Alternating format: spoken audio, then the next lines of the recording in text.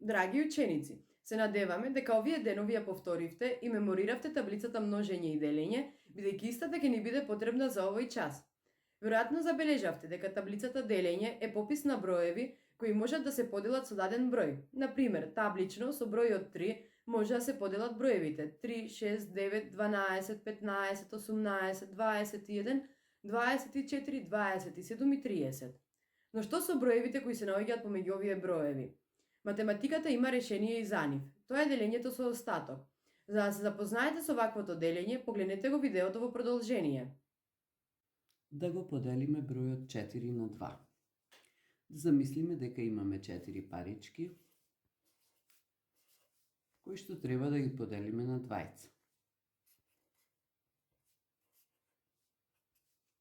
Тоа ќе го направиме така што и на двајцата ќе дадеме по 2 парички. Што значи 4 делено на 2 е еднакво на 2. Да го поделиме бројот 6 на 2.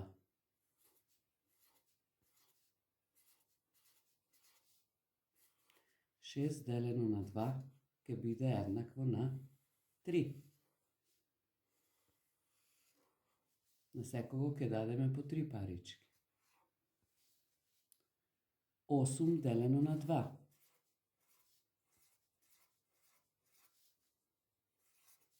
Тогаш на секој ќе дадеме по 4 парички. Забележавме дека парните броеви лесно можеме да ги поделиме на 2. Но што ако треба да поделиме непарен број?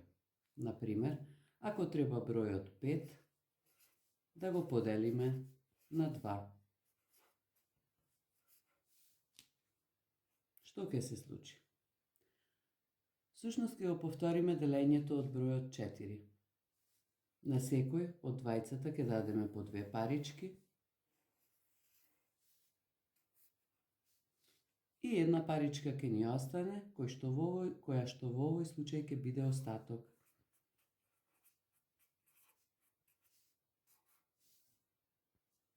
Што ќе се случи со делење на бројот 7? Ако земеме 7 парички и треба да ги поделиме на двајца, тогаш на секој од нив ќе му дадеме по 3 парички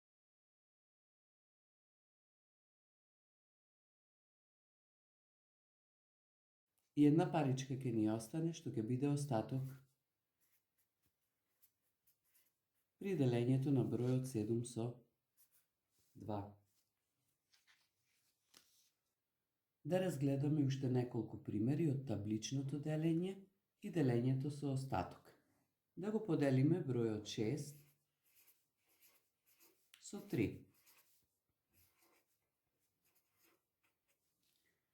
Ако сега имаме 6 парички и треба да ги поделиме на тројца, тогаш на секој од нив ќе дадеме по 2 парички, односно 6 делено на 3 е еднакво на 2. Но што ако имаме 7 парички, кои што не можеме подеднакво да ги поделиме на тројцата? Тогаш повторно, како кај делењето во 6, на секој ќе дадеме по 2 парички и една паричка ќе ни остане. Што значи 7 делено на 3 е еднакво на 2 и остаток 1. Да го поделиме 12 со 3. Според табличното делење, 12 делено на 3 е еднакво на 4. Но што ако треба да поделиме 13 на 3? Тогаш го бараме бројот што е најблиску до бројот 13, а е делив со бројот 3. Тој број е бројот 12, бидејќи 12 делено на 3 е еднакво на 4. 13 делено на 3 запишуваме дека е 4, но имаме остаток 1. Да се обидеме со бројот 14, да го поделиме на бројот 3. Знаеме дека според таблицата и 14 не можеме да го поделиме на бројот 3. Затоа го бараме бројот што е најблиску до бројот 14, а може да се подели со бројот 3. Тоа е бројот 12. Бидејќи 12 делено на 3 е еднакво на 4. При тоа, остаток имаме 2. Да го поделиме бројот 15 со 3. Според табличното делење, знаеме дека 15 делено на 3 е 5. И тука немаме остаток. Од тука може да заклучиме дека при делењето со бројот 3, остатокот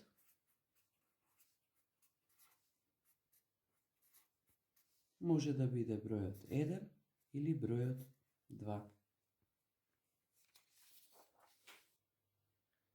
Да го поделиме бројот 39 со 5. Знаеме дека во табличното множење и делење, бројот 39 не е делив со бројот 5, односно бројот 39 не го содржи целосно бројот 5. Затоа го бараме бројот што е најблиску до бројот 39, а е делив со бројот 5.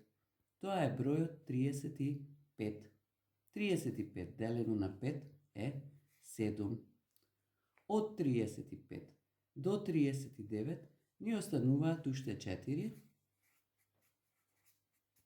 кои што не можат да се поделат подеднакво со бројот 5. Да го поделиме бројот 59 со 10.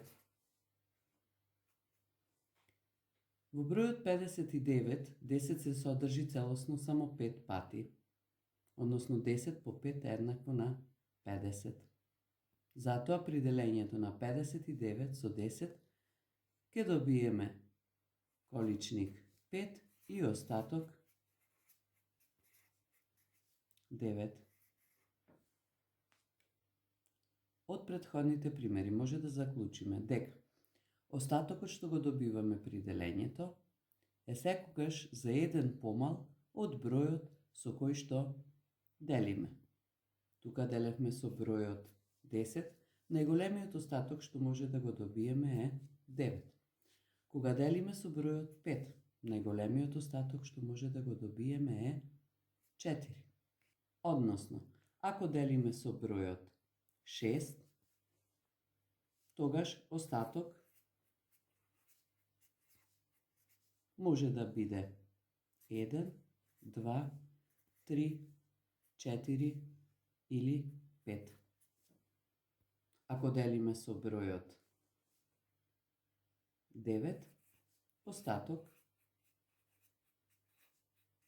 може да биде 1, 2, 3, 4, 5, 6, 7 или 8.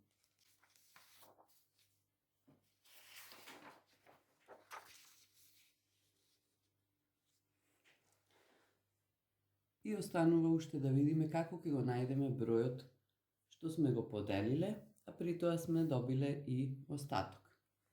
Да го поделиме бројот 25 со 4. Број што е делив со 4, а е најблиску до бројот 25, тоа е бројот 24. Бидејќи 24 е еднакво на 6 по 4. Што значи 25 делено на 4 е еднакво на 6, но при тоа имаме остаток 1. За да го најдеме бројот што сме го делиле, потребно е да се вратиме назад. Односно, остатокот ќе го додадеме на помножените броеви 4 и 6. Или 25 ќе биде еднакво на 4 по 6 плюс остатокот 1. Бидејќи 4 по 6 е 24 плюс 1 е еднакво на 25. За да го поделиме бројот 33 со 4, потребно е да знаеме дека број што е делив со 4, најблиску до 33 е бројот 32. 32 делено на 4 е еднакво на 8, бидејќи 4 по 8 е 32, но при тоа ќе имаме остаток 1. Да видиме како ќе го добиеме бројот 33.